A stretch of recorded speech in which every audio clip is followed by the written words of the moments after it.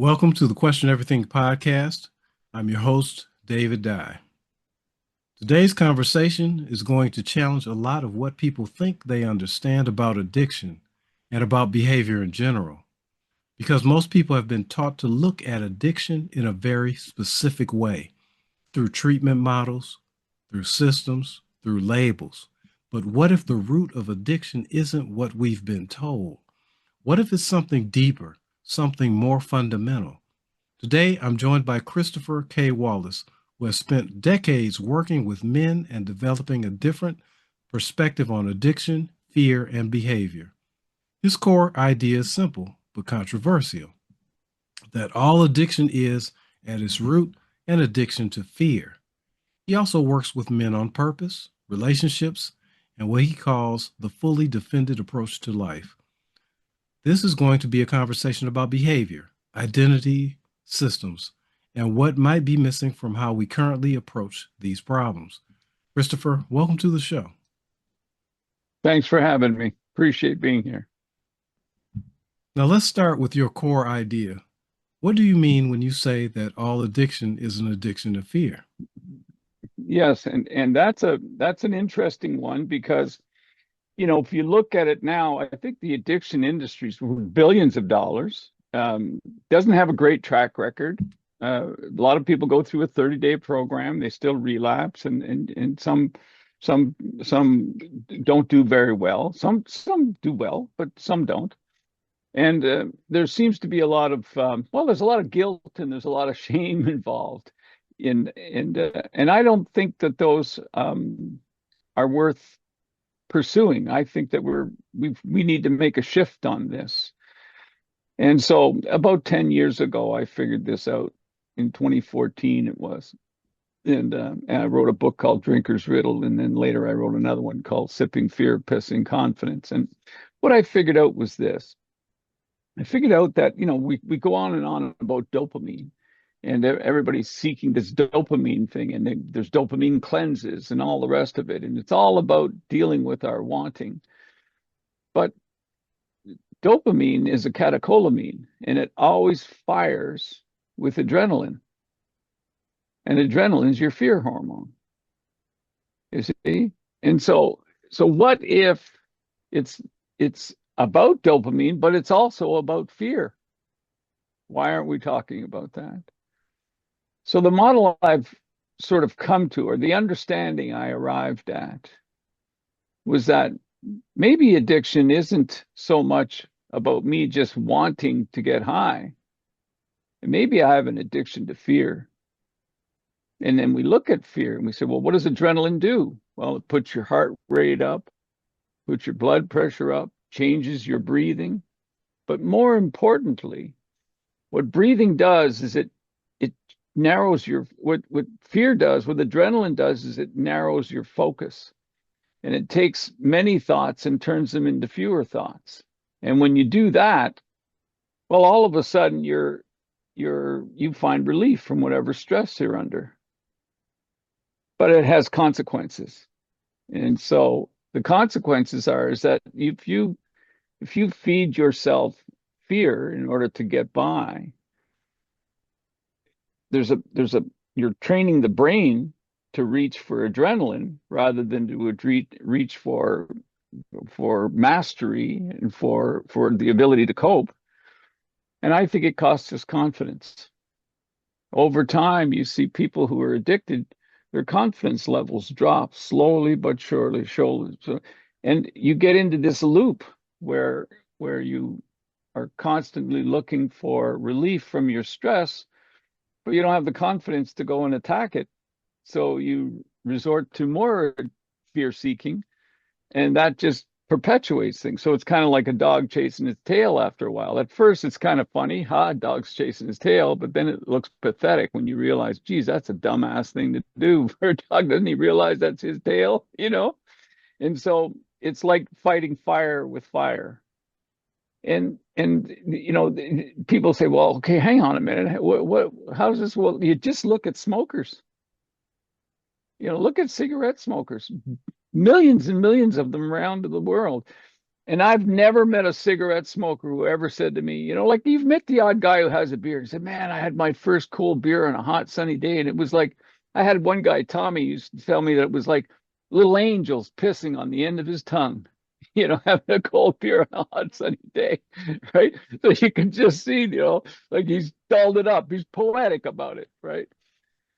But you've never heard that from a smoker. Nobody ever has their first cigarette and says, "Oh man, that Marlboro or that Export A or whatever it was, that Pall Mall, that would just hit the spot." What a great taste. Nobody. They all choke, turn green. Back in my day, if your dad caught you smoking, he'd make you smoke a whole pack of cigarettes so that you made sure to get sick. But yet, despite that, people still do it. Why is that? You see people at work, they say, oh man, there's lots going on in here. I need to go out and take a break. And they go outside, and now with the new rules, you got to walk 100 feet from the entrance of the building, right? You have your smoke supposedly to relax. But if you put a blood pressure and a heartbeat monitor on that fella, well, his heart rate's gone up, his blood pressure's gone up, and his breathing has changed while he's smoking. And more critically, his thinking is narrowed. That's the payoff. He's taken many thoughts and turned them into fewer thoughts. Like maybe inside the office or wherever he was working, he had his boss, he had his coworkers, he had customers, he had suppliers, whoever he's had to deal with. Now suddenly he's narrowed that focus, and that gives him temporary relief. But all it does is set him up for the next time he needs a cigarette. Doesn't give him any mastery, doesn't give him any competence, doesn't build confidence from that. He actually runs from it. And that's the cycle. That's the addictive cycle. So I call it fear seeking. I think it's the adrenaline is what we're really after. That's what does the trick. And you see this in every addiction, from meth to heroin to cocaine to smoking to alcohol. Even to food. Porn does this. Even food does it. You see people go to grandma's at Thanksgiving dinner, and they come back, man, we ate so much. We were all sitting on the couch. We're in a food coma. Well, that's immobilization. That's fight, flight, freeze. All these people around, you eat so much, you just chill out. You just check out. And the food affects the limbic system, So I think those things are all related. So I call it a fear addiction. And the other thing is this: when you frame something to somebody who struggles with addiction, and you frame it as a dopamine thing, as well, you're wanting, you're liking, you're on and so forth. But if you frame it as, well, yeah, it's an addiction to fear, a completely different perspective, much more reachable. And then the consequence is not that you're going to lose your job and suffer consequences and get a DUI and on and so forth. You're going to lose your confidence. Ooh, that's personal. That's personal. Because everybody knows what it's like to not have confidence. Everybody knows what it's like because when you don't have confidence in a situation, and it happens often to all of us, you feel it. You can really sense that. And you want to give whatever bit of confidence you have. You want to diminish that even more. You want to give that up even more. You got to fight for your confidence, because confidence only comes from actions. Confidence and competence only comes from actions. You can only get it by building it. So that's your perspective. And that's the riddle of addiction. That's how it works. Okay, that's real interesting. What is the status quo interpretation or explanation for what causes addiction? It sounds like, from what I think, when I think about addiction, it seems like they more so focus on the actual substance or the thing that you're addicted to over the experience or the biology of it. Mhm. What do you think about that? It's interesting too, because when I studied the behavioral sciences in the 80s, and then I worked as an addictions counselor at a couple of different places. And they were adopting the disease model of addiction back then. That you had a disease, and you know, I I pissed them all off at the time because I called bullshit. I said, disease, come on, and I was really uh, brought on the carpet a little bit about that, if not ostracized, because I suspected that the disease model was more of an insurance play. Because if you could say that your employee had a disease, then the insurance company had to pay for his treatment.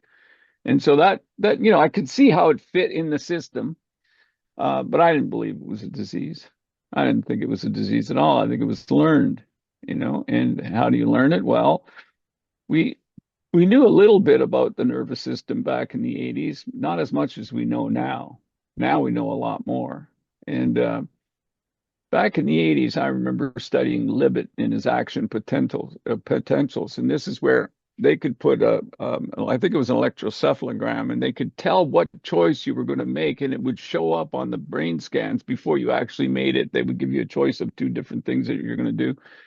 And they could tell which one you'd do before you'd even do it. And they called it action potentials. And so that started to give us a hint. And I mean, this has been going on for dozens of years. There's been little indications. But in the last 10 years, 15 years, we've really come to realize that we are run by that nervous system of ours with conscious awareness along for the ride. And the brain is not reactive, it's predictive. Most of our thoughts and feelings are best guesses in the moment. They're predictions. And so if you look at it that way, you can say to yourself, well, this is where guys like Gabor Mate come in and say, well, what's at the root of addiction? Well, it's trauma. Maybe, it's definitely nervous system activation. And if I was beaten as a child, I may have a higher tolerance for cocaine than the average person, for fear, for joy, for driving fast in a car, for taking risks, just because my nervous system has been in a wider range of exposure. So there's something to be said for that. I don't think it's definitive yet, but I think it's a worthwhile hint. I wouldn't call it all trauma though. I don't think that's useful. I don't like labeling people. You've got, you're an alcoholic, you're a junkie, you've got trauma. It may all be true, but I don't like putting a guy in a box. You can get comfortable sitting in a box. Look at how cats do it. You put a cardboard box down, a cat heads right for it. So there's some of that. I agree. I don't like when a lot of times when you label people, if they accept the label, then instead of them, it kind of limits their freedom because once they Yeah, identify with the label, it becomes real difficult for them to step outside of that. yeah. Now, now, how does fear actually translate into addictive behavior? Mm. Well, if your nervous system is been exposed to fear in the past, it makes sense that because your conscious awareness is tiny. Like you take in millions of bits of information through your sensory inputs at any given moment, and you're aware of 50 or something. It's really, really small. And so your nervous system records everything. And so there's a really good book by a Canadian gal who's down in the States, like all of our good Canadian scientists. They get poached, right? And so, but Lisa Feldman Barrett wrote a book called How Emotions Are Made, I think in 2017, and a wonderful book, nice and simple. And she explains it really simply. You take in what's going on in the environment, so there's, if it's warm out, if it's cloudy, if it's raining versus dry, if it's winter versus summer, you take all that information. There's a difference between walking down, a rural street in a small town at night versus walking down the south side, a sidewalk in the south side of Chicago at 2 a.m. Like your body knows that, right? It's aware of its surrounding. It's something called exteroception, where you know where you fit into the environment. So you take that information in, and then that mixes with your body state, with how much am I hydrated? Did I get enough sleep last night? Am I hungry? Am I hangry? Because I haven't eaten since 10 this morning or something. So those two mix and they create something called affect, which is just kind of like your emotional mood at the moment, sort of thing. The easiest way I like to describe it is either you're comfortable or you're uncomfortable, or you're aroused or you're relaxed, and so now you've got this internal state, and through something called interoception, that internal state is shipped up to the brainstem, and then the brain takes that information and it runs it through your database of prior experiences all the way back to birth and comes up with a best guess, a hypothesis in the moment. I mean, what else is it going to go on? We didn't come pre-programmed, and we have a little bit of an inborn temperament, but you're basically shaped by your caregivers and your environment. A guy who was brought up in the Congo, he's never going to get used to a Moscow winter if he moves there. He's going to be cold forever. I had a manager who was from Mexico, and she worked with me in Calgary. She wore snow pants, man, in May. I mean, she just could not get used to the cold, and so it's because your environment shapes you in those first few, 10, 15 years. And so, you take in that information and it goes up to the brainstem. It comes up with a hypothesis, and then you have to confirm or deny it in the moment. You have to, is this right? So you get like thousands of thoughts per day. You're aware of a tiny portion. Most of them are repetitive. I mean, I'll go to my kitchen window in the morning and I'll look outside and I'll say, okay, it's March. I wonder if the bear's woken up. Sometimes I see a bear. Oh, and I look again and, oh no, it's just a shadow done by the trees because of where the sun's hitting, Or I had a Cooper's hawk preying on my chickens. So I'll go to my kitchen window and I'll say, was that a hawk? And I'll look again. No, it was a blue jay or something else, but I'll see a Cooper's hawk at first. You and I could walk through the woods and, I might see something out of the corner of my eye. Maybe we're hunting, maybe we're not, maybe we're just going somewhere. And I might think that, was that a wolverine? And I might look real quick. And I said, did you see that? And you'll say, no, I saw it was just a gopher. So we check in with each other because I might have seen a wolverine 10 years ago. I might have saw a show on TV about wolverines last year. And so now I got that on the mind. It's like when they say you buy a red truck and then you go around, you never noticed a red truck ever before. And now all of a sudden you got the reticular activating system or the RAS telling you there's red trucks. You used to notice every one of them, So it's kind of like that. And this is one of the reasons why humans need each other so much. And the need to belong is our strongest need, because we got to check in with each other because we only have our own experience to go on. So when you look at it like that, the brain is predictive. You can say to yourself, well, what nervous system activation am I seeking here? And so there's something to be said for that. Like if you've felt it today, if you feel it now, you've probably felt it before. And that figures in addictions. I'm sure it does. Your nervous system training. And we use the adrenaline part of it to go off and to put our heart rates up, put our blood pressure up, narrow our focus, obtain relief in the moment. But there's a cost to it, and that cost is confidence. And confidence is fairly personal. Nobody likes to lose their confidence. And if you could gain some confidence, oh boy, what a bonus that is. So okay. Now, why do people turn to substances or behaviors instead of addressing the fear directly? No, it's a good question. Children are brought up perfectly, imperfectly. Parents have good intentions. Nobody has a child, and says, yeah, the baby, we're having a baby boy in June. I can't wait till he gets here. We're going to fuck him up. Nobody says that ever. Okay. Everybody has good intentions. But then what happens is we start to bring that child up, and life happens, and our own nervous system predictions start take hold, and we may act in a way that's inconsistent with how we intended. And it's not really, there's an expression in medicine, from bench to bed. You discover something in the laboratories, and it takes X amount of years before it gets to, an actual treatment. There's something around that in this predictive brain psychology where we haven't got to the point where we understand where we're teaching this as a matter of course. Nobody is. Um, in fact, the state's taking over most parenting duties. They're shuffling parents aside, shuffling families aside.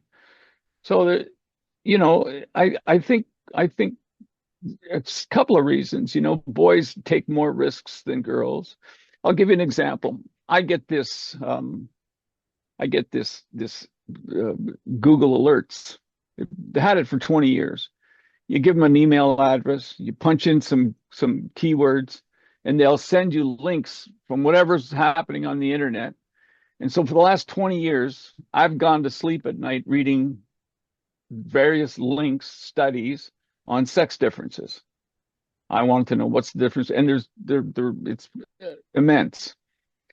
But they did one recently where I read they took 19-year-old boys and 19-year-old girls, and they put them under a machine to measure their brain waves, and they looked at the amygdala. And then they put a series of scary faces in front of them to see whose amygdalas were activated and whose weren't. And of the boys who tended to have an active amygdala, an amygdala that responded easily to fear, many of them went on later on to develop substance abuse disorder. In the boys, not the girls. In the girls, it was a protective effect. When girls are scared, they hold back. When boys are scared, they go with it. So those boys who had the overactive amygdala had a tendency, or a higher tendency, to become substance abuse disorder types later on. And so that tells us, it's a nervous system, and the environment. You have to have opportunity. I mean, if you live somewhere where there was no booze, it was Sunday every day, then like back in when I was a kid, then maybe that'd be different. But now, geez, it's everywhere. You can get it in corner stores here now. You never could before. Now you can. So, does that make sense? Yeah, I think so. Which, in the course of you talking, something came up I wanted to ask you now. Do you think that fear causes the addiction or the addiction causes the fear? It's good question. Because if you think that, it's a really good question, and I think it depends on the individual. Gabor Mate would say that the fear causes the addiction. He would say trauma's behind it. I say it gives you a tolerance to it. And if you have a nervous system that can tolerate fear, you're susceptible to addiction. And I'll give you an example. I'll give you a very personal example. My little boy was born with one kidney, heart problems, severe laryngomalacia. He just had open heart surgery just about a month ago. And so he's been through all of these traumatic events, taken blood so many times he freaks out. She's got to bribe him with cheeseburgers to get him through that, and and bring his tablet, and which I don't even like. But that boy will be more susceptible to addiction later, according to my model. And I'm watching carefully. I'm going to be right there with him, shoulder to shoulder with that kid, because I think he'll be more susceptible to that, and more even if I teach him how to use the lawnmower, the ride-on lawnmower, I watch him. Fuck, he's not slowing down for bumps. You're gonna kill the machine and maybe yourself, right? So I could worry about that. I'd teach him how to drive the little Kawasaki Mule, a little four-seater I got that I use around the property because we're on a bunch of acreage, and he can be heavy on the gas pedal. Now part of that is just being a little boy, but part of that, well, what is that his nervous system. So they're definitely affected. If you grow up in a family with a lot of strife, then your nervous system takes that on. Children experience families physically. They don't have the cognitive wherewithal to make sense of their world. They just take in the nervous system. If you're growing up in a single family home with just a mom and she's kind of nervous, you're going to take on your mother's nervous system. It's inevitable, So humans evolved over hundreds of thousands of years to be raised by both a mother and a father and a series of helpers. When I was a kid, it was common in the 60s for some people to have an aunt living at home with them or their grandmother, but sometimes the grandmother and the grandfather lived with the parents. Now, that was very, very common. You hardly see that anymore. In fact, Canada, where I live, puts old people into homes at twice the rate as the international average. You mean just like nursing homes? Nursing homes, old age homes. Okay. Shuffle them off. So that's unnatural for humans. If you go to hunter-gatherer, there's a book called Mother Nature by Sarah Harding, a wonderful book. It's one of my favorite books. And she shows in there how even if you go into hunter-gatherer societies that still exist in, South America and Africa and places like that children spend 60% of their time in their neighbors, their siblings, their aunties, their grandparents, these allo parents, these helper parents that are around them. And then they cycle back to mom and dad for feed and care. And we don't have that anymore. You're basically got mom. If dad's usually working outside the home, if mom is at home, now what's even more common is mom and dad are both working outside the home. And then you've got the whole question of single motherhood, which is another whole quagmire. So we're not getting the kind of nervous system that we evolved to, the nervous system training, let's call it, that we evolved for. There's a deficit there. Nobody's talking about it. Very true, very true. Now, you mentioned that the addiction treatment industry hasn't solved the addiction problem. Why do you think that is? I don't know, man. It's a bureaucracy. If you put a bureaucracy in place to address a social ill, Stephen Baskerville, who wrote Who Lost America, wonderful guy, a professor in a university, escaped America, works in Poland at a university there, He says that there's never been a bureaucracy put in place that is actually to address a social ill that actually resolve that social ill. Bureaucracies become places where the louder they can complain, the more budget they get. And so they shuffle paper, they create more rules, more rules, more rules, more rules. They become bigger and bigger. So it's a kind of a self-perpetuating monster. And all of Western culture suffers under this. We've been over bureaucratized, clearly. And I don't think the addiction industry is any different. And so is it going to solve the problem? I don't think it will. It's there to, it's got to take clients in. It's like people who go see a therapist and they've been seeing the same therapist for 4 years. And I said, well, how do you pay for the therapist? Well, it's through my work, and it's an EAP thing and an employee assistance plan, and so forth. There's a copay, a small copay. Well, if a therapist, and this isn't every therapist, but it's only nature, it's only human nature that you're not getting better. You know what I mean? I'll lose a customer. And you just become another Yeah, I see this guy weekly or bi-monthly or bi-weekly or monthly or whatever it is. So you have to be really careful about that. Bureaucracies can serve a purpose, but they just come up with more rules. Everything does, you know. And I think the addiction field is not any different. Why would it be? Yeah, I agree. I agree. Now, Yeah, now, do you believe all addiction fits into this model, or are there exceptions? I don't think there's any exceptions. Every time I think there's an exception, I take another look, like the one with food. I thought, well, food's got to be an exception. No, but then it's logged into and I'm saying that people use fear to put themselves into fight, flight, or freeze. Look at guys get stoned, man. Oh man, we're so buzzed. I mean, right?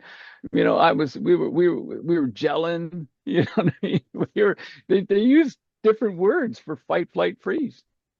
Man, we couldn't move, man. I'm not getting up off this couch. Are you kidding me, brother? No way. You know what I mean? We're frozen here. Well, there's fight, flight, freeze. So I think it's you've taken yourself out of connection and put yourself into protection mode. And that's the differentiation like I like to use. When you activate the hypothalamus pituitary adrenal, system, the HPA system, your fear system, you put yourself into protection mode. And that can help you get through a difficult moment, but it's not lasting, and it won't build confidence. You don't build any competence from that. You just put yourself in fear and you need something to get through.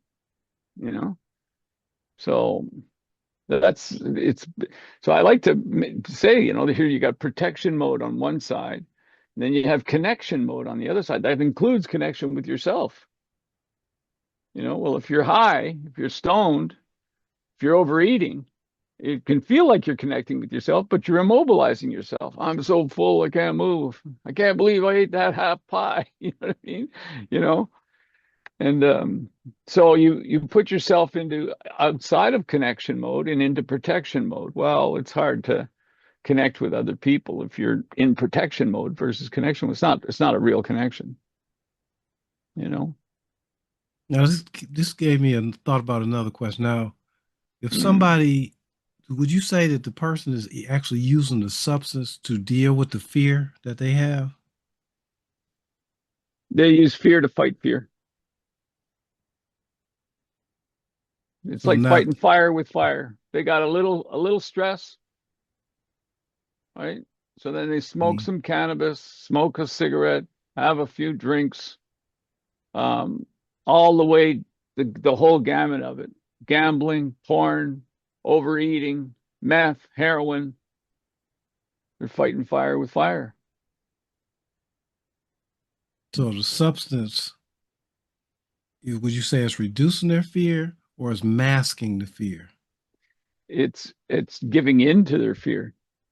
But you're right, masking is not a bad word. It's just another form of it. It's one that it's more predictable, because the idea with addiction is that you boost that physiological fear state. So let's say you're anxious and you go, oh my God, what about this? What about that? What about this? What about that? Should, would, could, what if only, but all of those things. And then you smoke a bit of cannabis. Now your heart rate goes up, your blood pressure changes, breathing changes. And now instead of just thinking that, you're thinking about that big bag of potato chips in the cupboard somewhere. You know what I mean? Right? Well, you've just taken many thoughts and turned them into fewer thoughts. So you've actually just fought fire with fire. That works. It works, but it'll cost you confidence. Because the next time you feel that, instead of mastering that and saying, well, what else could I do? You're reaching for more cannabis and then more potato chips. You know what I mean? Right? And now you're on this vicious circle, you know? I call it a vicious circle, but you're the dog chasing its tail. Funny at first, pathetic after a while. And it's not who you're supposed to be. Nature didn't put you here so that you'd cower from these things. Put you here for you so you'd rise up and stand up and be something, you know? And it's kind of like, I like to look at the nervous system, that protection mode. I call it the wolf. Some people call it the chimp. Some people call it the one word or another. It depends where you are in the world, right? I called mine the wolf. And so when I'm super stressed, the wolf comes out, wants to protect me, you know? And so what happens when you have a dog at home and you don't train it? Nobody does that. If you have a dog at home, you don't train it, what's he going to do? Now he grows, not trained. He's going to eat the chicken right off your table. He's going to piss up against your furniture. He's going to shit on your floor, right? He's going to chew your books, maybe even chew your furniture. He's going to do all those things. Who lets that happen? Nobody does. We train that dog. Say, whoa, down boy. No, outside, right? We'll take you for a walk, So it's kind of like the nervous system, that lower order nervous system, that dorsal vagus way down at the bottom, right? That governs, your appetite, your sexual function, on and so forth. You gotta train him. Otherwise, he's running you. So you cage the wolf. You have to have a talk with him. It's not going to happen that way. It's not the way we're doing things. At my house, I'm in charge. I'll call you if I need you, right? And so you got to cage that wolf. Otherwise, the wolf runs everything. So that's sort of the idea there. Is you want to understand that comes from a primitive, lower order nervous system function, a protection mode.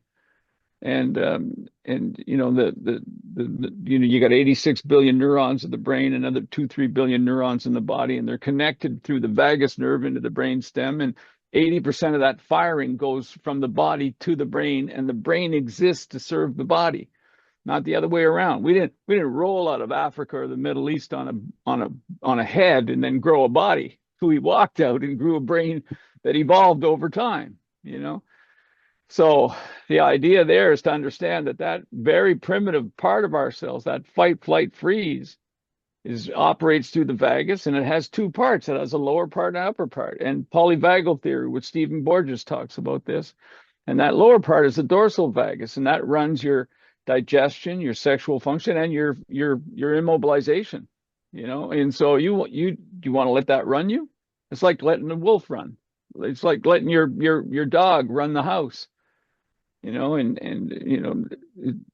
wonder we get into trouble when we're addicted. It is metaphorically like letting a dog shit on your floor or chew your furniture or eat the chicken off. It's very unpredictable. Can't have that.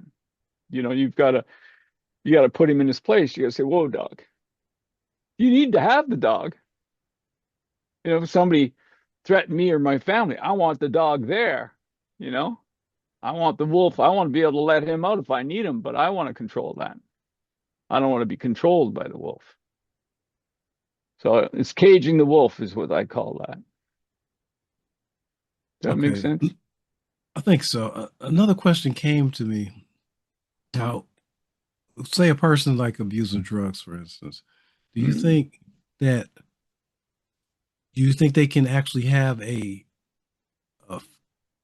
feeling for or appreciation or pleasure from the substance they're taking, or is the pleasure actually coming from the resolution or the masking of the fear?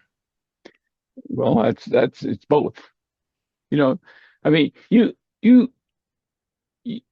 can't get a 2-beer buzz with another beer. You know what I mean? Right? But you get a 2-beer buzz, you feel it. Oh man, I'm just starting to feel that. So it has a physiological effect on you. And that's maybe what you were chasing, because that just takes that many thoughts and turns them into fewer thoughts instantly. But now you keep chasing it. You had a 3rd beer, 4th beer, 5th beer. And what happens at Friday night? All the guys go out, and when they get hammered, then they all want to fight each other. That's fight or flight, man. You know what I mean? That's not brotherly love, right? That's fight or flight. You see it all the time. especially in young men. Friday night, we're all hammered. Like, who are we going to fight? You know, there's another indication, you know. So so you can, but it's both. You definitely will get a buzz on it, but what puts the lie to it is the smoking cigarettes, because it's all the same function. It all puts the heart rate up, puts blood pressure up, changes your breathing, narrows your focus, gives you stress relief in the moment. And sometimes there's an ancillary buzz. I mean, some people love to eat, a big chocolate pie or a row of cookies out of the dad's cookies, and on and so forth. And there are some aspects in there that say, well, okay, that's helpful. Cannabis can be, liberating that way a little bit, but there's a cost to pay for that. And the cost is that you're putting your body into a mild physiological fear, which means you're training the nervous system, the brain and the nervous system, to seek that next time. No mastery there. You haven't overcome anything. You haven't gotten better at anything. You're just getting better at getting high. And sure, you can appreciate it. You can rationalize, oh yeah, this tastes so good. I went to Havana and smoked cigars. Oh man, these are so good. Fuck, man, they were fucking awful. You know what I mean, right? Right. But I told myself it was a good Cohiba. Oh yeah, it's good shit. You know what I mean? So yeah, we'll rationalize it. Tequila. I was a tequila drinker for all, and had an affinity for tequila. Come on, man, you smoke, you taste, you knock a shot back at the tequila. It's like fire water, man. And that was such good tequila. Who am I fucking trying to kid? You know what I mean? Right? But no, right? Meanwhile, heart rate's going up, blood pressure's going up, many thoughts, fewer thoughts, stress relief. Right? Yeah. Now, what's the first step someone can take if they recognize fear driving their behavior? Yeah, and this is the shift, because we go, hang on a minute. What's this going to do? This is just going to put me into a mild fear state. It's going to give me relief, but it's going to cost me confidence. And once people understand that shift, once they get, holy shit. Like, I used to come home and drink, Coors Light Tall Boys. See, I used to drink just Coors Light, and then they went to Tall Boys over a number of years. And I wasn't even a beer drinker when I was younger. I stayed away from it. I, prefer to smoke cannabis and hash. And but later on, I was drinking these Tall Boys, and I realized, son of a gun, I know what I do. I come home, I'll drink these Tall Boys. I'll have 2, 3, I may even have 4 or 5. On a really bad night, 6. And what's going on? What's happening to me? It's putting my heart rate up. I felt it. I put my heart rate up, my blood pressure up. And you see people who drink for a long time, they get like red around here. You can see their busted blood vessels from having been, getting high all these years. They push their blood pressure way up high, And then you kind of realize that, hang on a minute, it was not the taste of fucking Coors Light. It tastes like horse piss, for crying out loud. Who are we trying to kid? But we'll say we're like Tommy, my friend Tommy Ferguson. It's like little angels pissing on the end of my tongue. All right, brother. I was peeling potatoes with him in the county goal. This is like 30, 40 years, or probably 40 years ago. I was peeling potatoes in prison with him when he told me that, So he probably hadn't had a beer for a few months at that point, and he was craving it pretty bad. So poor Tommy.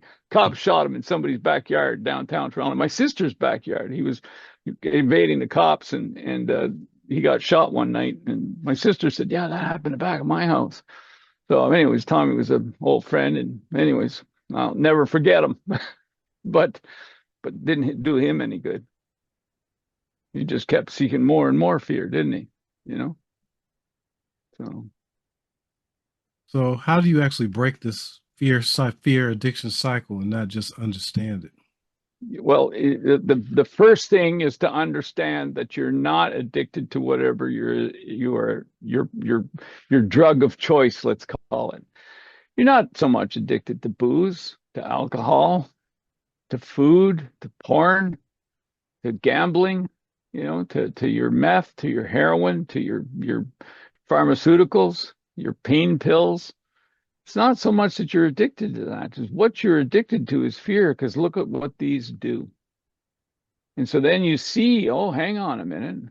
All of these things that I've been sold to by the pharmaceutical industry, by the drug, dealing industry out there, by the alcohol pushing industry, the food pushing industry, all of those, the gambling industry, they're all trying to tell me that this is what's going to give me, pleasure. What are they going to do? Call it fear? Man, come to Vegas and feel afraid. No. You know what I mean? Have the time of your life in Vegas, and what happens in Vegas stays in Vegas. A fucking sales pitch, So we need to expose that for what it is that all of these things put me into a fear state. There's nobody I know who's ever been addicted that didn't wake up regretting the night before. Many, many, many, many times, whether they admit it or not, to me, they admit it. Yeah, you're fucking right. That's true. I hated it, right?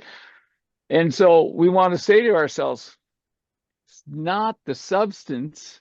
I was after activating my nervous system because that gave me relief from my stress. Instead of me learning how to deal with my stresses, I just escaped them by narrowing my focus. And then, like, alcohol never cured a problem. Ever. There's, you drink because you got problems. Those problems don't go away. They're still there the next day, So, and that's true for everything, right? It's just delaying things.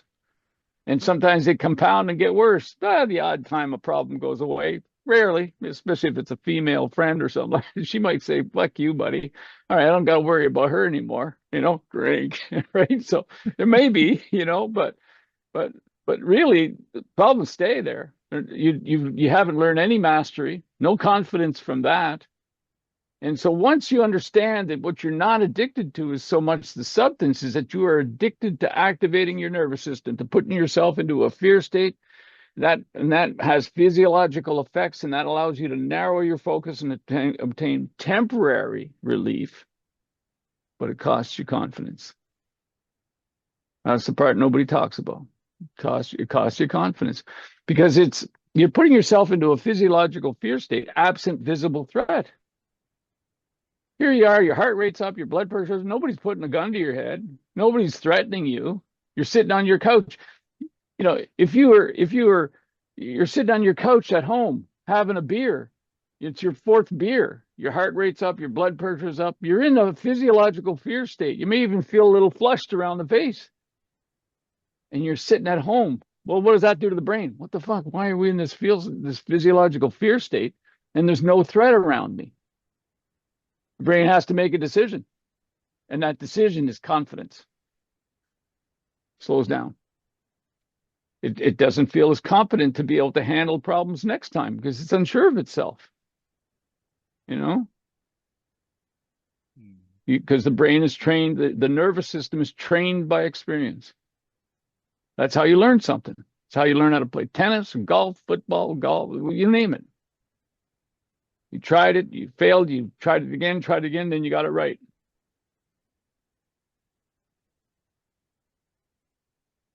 Does that make sense? Yeah, I think so. Now, if someone wants to go deeper into your work, where would they start? They ought to read this book, the first 7 chapters. I call it Sipping Fear, Pissing Confidence. In 2014, I figured this out. This thing I realized it, and then I wrote this essay called My Epiphany, and I said, well, fuck, I got to get somebody to look at this because it's kind of important. So I sent it to Roy Baumeister, who's like one of the top, probably sociologists, psychologists in the world. Just on a whim. I think I was drinking a few Coors Lights, right? And I sent it to him on a whim. I was writing this story, and he wrote me back. And he said, this is a really good story. He said, guys like me need to hear from guys like you once in a while. And then, like the good school teacher that he is, he gave me shit and told me how to make my my essay, but he said, you can do better than this. This is what he said to me, right? I got the email somewhere buried deep in one of my old, hard drives, but he said, you can do better than this. You could make this story better. And I said, fuck, man. Guy actually wrote me back. Maybe I can write. So I wrote this book called Drinker's Riddle, and I laid out my perspective on addictions. And I only made it a Kindle book. I never made it a print book. And you could buy it. Many people bought it and got benefit from it. But then a bunch of years later, I was on a call with Robert Glover from No More Mr. Nice Guy. I don't know if you've ever heard of Robert Glover. He's a wonderful man. He wrote this book called No More Mr. Nice Guy. I have it here. He wrote this book. Every man should read this. He wrote this book in 1990 or 2000 called No More Mr. Nice Guy. And it's sold more copies every year since. Not many books do that, And I was talking to him and I told him how I'd solved the riddle of addiction. And so he asked me a few questions and it was a group call. And anyways, he reached out to me later and he said, would you mind doing a Zoom with me so I could get to know what you're talking about? Something similar to this. So I got on this Zoom call with him and I explained the riddle of addiction to him. And he said, this is mind blowing. I've never heard anything like this. And I told him that in 2014, when I wrote that book and I published it on St. Patrick's Day 2015, March 2015, I said, I wanted to call it Sipping Fear, Pissing Confidence, but I chickened out. My mom had just died. I had mom, like, be polite, in my psyche somewhere. And I said, I chickened out. And he said, that's a great name. You should write an upgraded version, a sequel and call it that. So I said, I'm going to do it. So that was 3-4 years ago. And so in 2022, I wrote Sipping Fear, Pissing Confidence. And I get a message every week, every 10 days from somebody saying that it's really impacted their life. And the first 7 chapters explains the riddle, and one of the fascinating parts, remember I was telling you about that study about 19-year-old males with the amygdala, and if they had an activated amygdala at 19, they were more likely to be diagnosed with substance abuse disorder later on, but not the females. Females, it was a protective thing. Well, in the first chapter of Sipping Fear, Pissing Confidence, I talk about something called the crux bamboozle, because women, and I was telling you that I get that Google alerts on sex differences for 20 years, but women experience fear differently than men do. It's a much more different thing. And Shelley Taylor from University of California has written a few books about this, but she did a study and she realized that most of the fear studies that had been done in the 80s and prior were done on males only. And so she decided that she was going to check into this and do studies on fear for males and females. And what she noticed in mice populations right away is that if you put mixed mice populations and you put them in fear, you do something to scare them, the males will either fight or they'll run away. The females will affiliate with each other. They'll turn towards each other and say, what about this? So she called that tend and befriend. And it's a famous study. And it certainly in my area of work it is. And I realized that when women drink, the same thing happens to them, puts their heart rate up, puts their blood pressure up, and puts them into a fear state. Well, when women are in a fear state, they tend to fawn, they tend to affiliate. You see? So she called it fawning, or people have called it fawning ever since.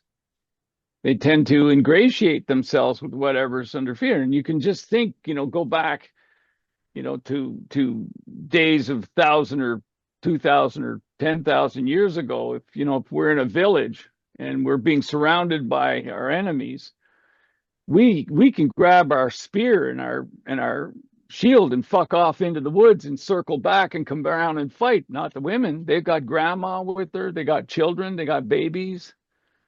They can't do that. So she had to learn to talk her way out of it, and affiliate and fawn. Hopefully we come back in and rescue them. So I realized that what happens with women is that when they get 2-3 drinks in them, they tend to fawn.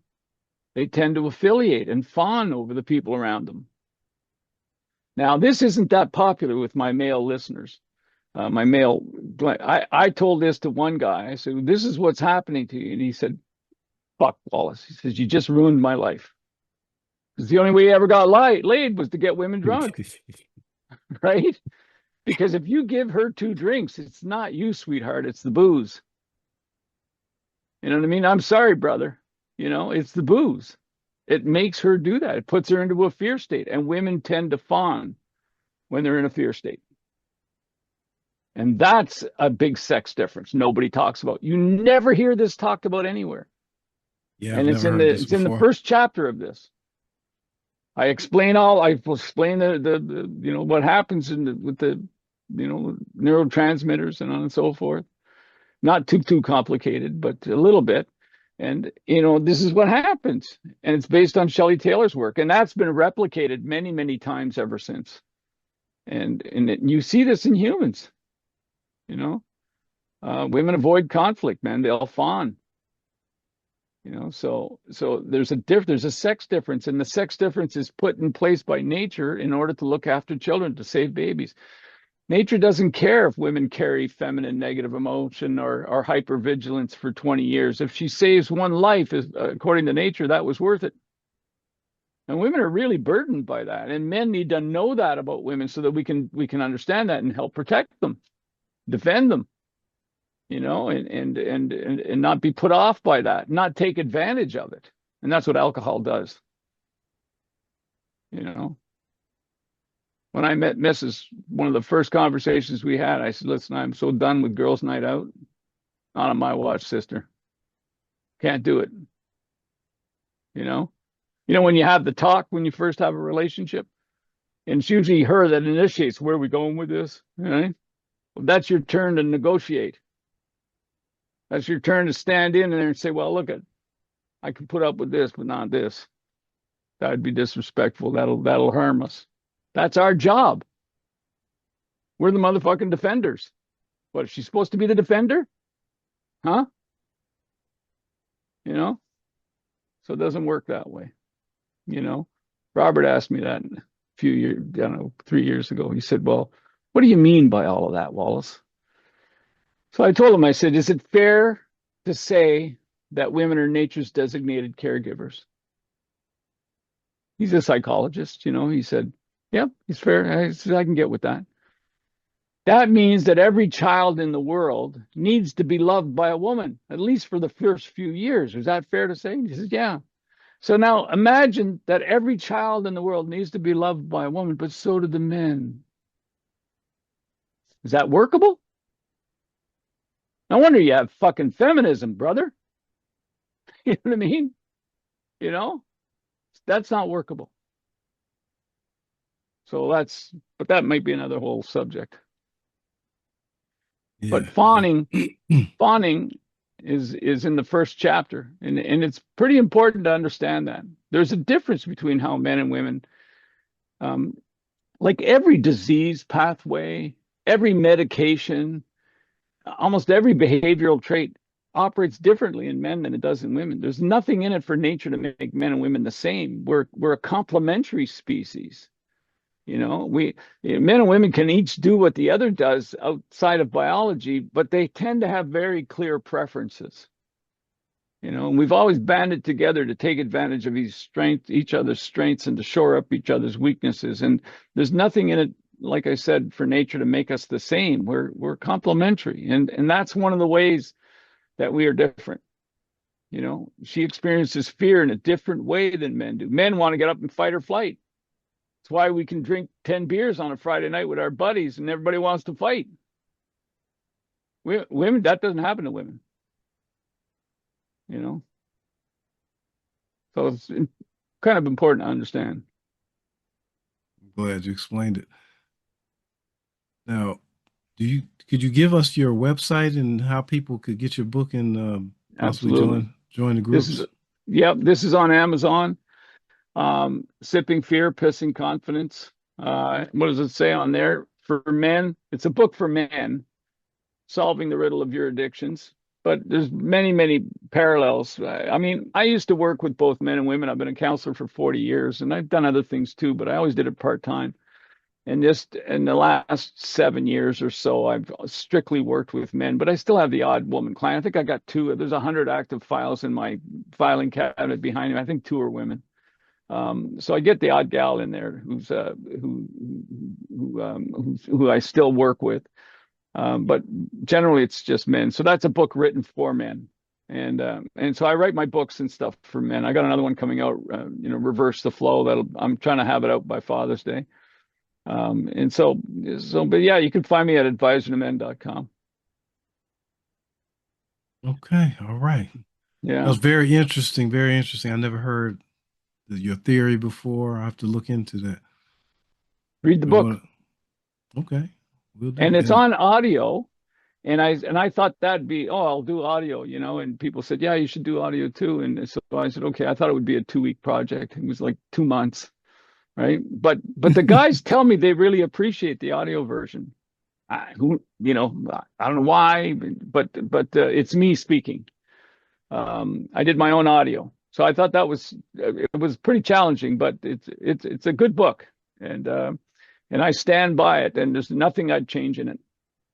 And the second half of the book is all kinds of extra stuff about trauma and depression and so forth. Just things that you might ask yourself about. Well, what about this or what about that? Well, it's in the second half of the book. But the first 7 chapters cover the riddle. And it's important for people to understand that, I always give this example because I got this oak tree out my my kitchen window. And if a squirrel gets an acorn and goes and plants that acorn in the ground, and 2 or 3 years later it grows into a little sapling, nature's intention isn't that sapling stays there. No, nature's intention is that sapling grows into this, over time, grows into this magnificent oak, with a bunch of birds' nests in it and a kid's fort in it, and somebody with a swing off of one of its branches, somebody else sitting underneath it in the shade reading a book, somebody having a picnic. It's supposed to become all that you can be. And each person is a bit of a miracle when you look at it, because we could say, well, there's probably maybe hundreds of millions, maybe even a billion sperm vying for the egg on the day that each of us was conceived, and somehow we made it through. And we can say, well, that's just luck. Well, now we're playing God. Now we think we know the odds. We're like the Vegas odds maker. No, that's hubris. We don't know why we're here. We leave that up to nature. Some things we just don't know, and that's one of them. But we do know this, that you were chosen for life by heavens of infinite wisdom, I like to say. And I'm convinced that the universe doesn't make mistakes. It just is. So are we. So our job is to take whatever talents were sprinkled upon us by the heavens, whatever meager talents we were received, and we're supposed to take those, and we're supposed to hone them, like taking stone to steel into strengths. And then every day use those to make a positive difference somehow, in some big way or small way. We don't have to cure cancer. We could just be nice to the lady at the bus stop. We can let somebody in who's trying to merge. God damn it, it doesn't take a lot. We just need to make a positive difference every day, and life simplifies then. Right? And who knows what happens? You get used to doing that. What happens? You build confidence. And you get good at making a positive difference. And now your little sapling grows into this magnificent oak. And that's our job under the heavens. We're all chosen ones, buddy. I agree. I agree. Thank you, No sir. doubt about it. Thank you so much for such, a different podcast. You bringing information I never heard anywhere else. Thank you, sir. So thanks a lot. You got it, man.